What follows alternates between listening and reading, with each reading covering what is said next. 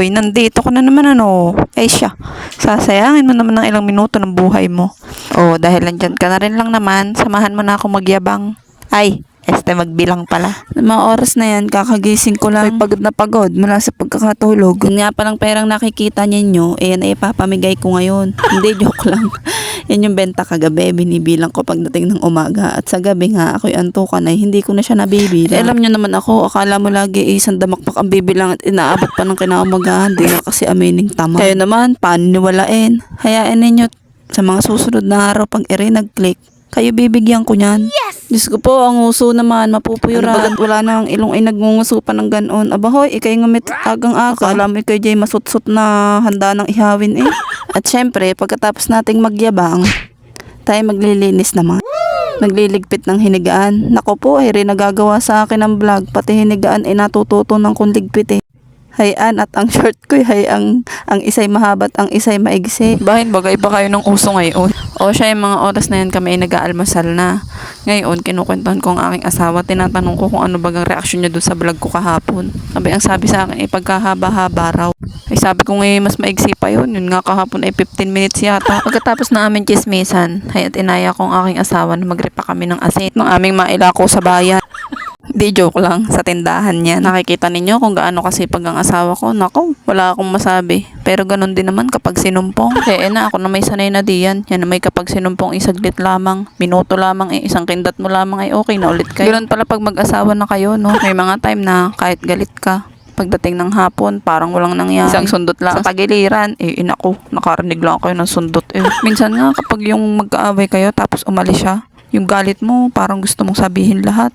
Gusto mong isigaw lahat. Pero pag nandyan na, tapos bigla kang inasar, naku, wala na. Limot mo, sarap tuktukan Yung tuktok na mapapatulpo ka.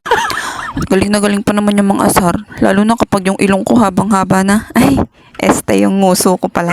Yung ilong ko hindi na haba at lapad. Nung nagsabog yata ng katangusan ng ilong ang buong mundo'y ako'y tulog pa. Kaya hiring kahit kaunting butoy wala. Kaya ay na, ang mahalaga na may nakakahinga. Ako po ay nakahiga na naman ang balyena. Kaya walang matapos-tapos na gawain. Kaya naman ng katamaran iyan.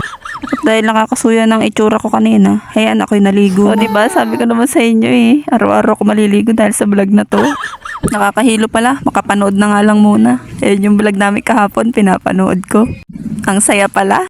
Pagkatapos ng bulahan, at gumayak na kami para mamili. O siya, ngayon na isasama ko kayo. Baka kayo nagtatampo na kahit ako'y nahihirapan kayo isasama ko.